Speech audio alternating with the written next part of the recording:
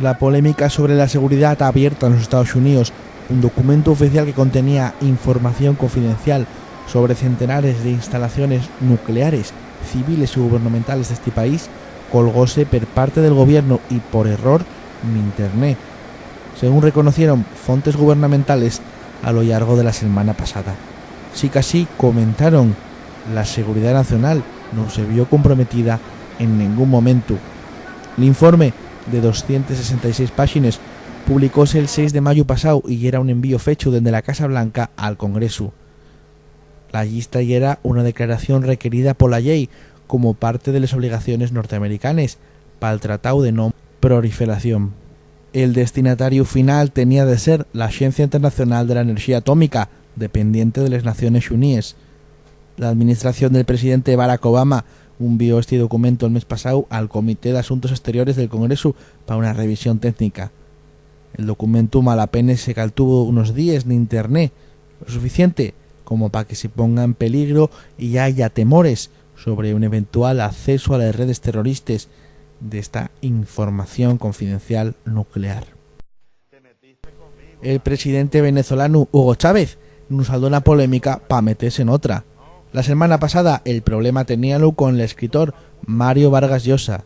Esta reveló el motivo concreto por qué no acudió a la toma de posesión de Mauricio Funes como presidente de El Salvador y explicó que no lo hizo porque, como ya anunciaron en fuentes gubernamentales, existía un plan para asesinarlo lanzando misiles contra el avión presidencial. Aseguró que el atentado con cohetes iba a cometerse a la su llegada a San Salvador, según informaciones del Nacional. No tenemos ninguna duda porque no suspendo un viaje por un simple rumor. Cumplo con la mi agenda de manera rigurosa, matizó el mandatario sudamericano. Chávez responsabilizó de este intento de ataque al agente de Luis Posada Carriles, un exagente de la CIA acusado por Caracas y La Habana de organizar de ellos ataques terroristas. Por este motivo pidió al presidente de Estados Unidos, Barack Obama, que desmonte toda esa maquinaria del terrorismo y que faga justicia, dado que se sospecha que Posada reside en territorio norteamericano. Mándanos a este terrorista porque aquí lo esperamos para meterlo preso, advirtió. El presidente estadounidense Barack Obama comprometió esta semana personalmente a trabajar por algame d'un Estado palestino, asegurando que el su país no va a dar la espalda a esta aspiración legítima. Sí que así, advirtió a los palestinos que tienen que cesar la violencia, al tiempo que pidió a Hamas que reconozca a Israel y a este país, que ponga fin a los asentamientos en los territorios palestinos. A lo largo del viaje que hizo per Oriente Medio, el presidente afaló a todas las partes a que cumplan con las sus responsabilidades en el problema de Israel y Palestina. En el caso de los palestinos, deben abandonar la violencia, apostó, puesto que la resistencia al través de este método y el asesinato está equivocada y no tiene éxito, añadió, y puso como ejemplo la lucha de los ciudadanos negros por la igualdad de los derechos en Estados Unidos o en Sudáfrica del apartheid.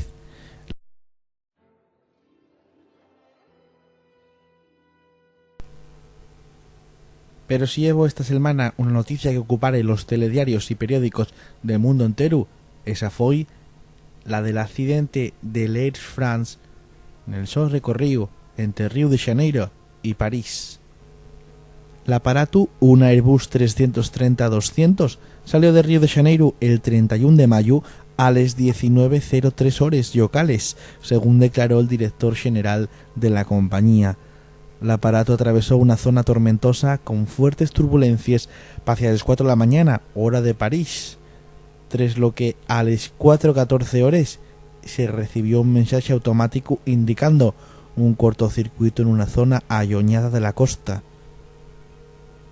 Los controles aéreos civiles brasileño, africano, español y francés tentaron en balde de establecer contacto con el vuelo AF-447 y el control aéreo militar francés tentó detectar el avión sin éxito, según explicaban los responsables de la compañía. Según el director general, viajaban a bordo del avión 126 hombres, 82 mujeres, 7 niños y un recién nacido. La tripulación estaba formada por 12 navegantes, 3 auxiliares técnicos y 9 auxiliares comerciales. El comandante de a bordo efectuara en 1.700 horas de vuelo en el Airbus 330 y el Airbus 340, y los 2 copilotos tenían 3.000 horas de vuelo cada uno. Una vallurosa experiencia que no fue abondo para superar las dificultades técnicas que tuvo de tener un aparato de estas características para acabar en el océano Atlántico y en Cachinos.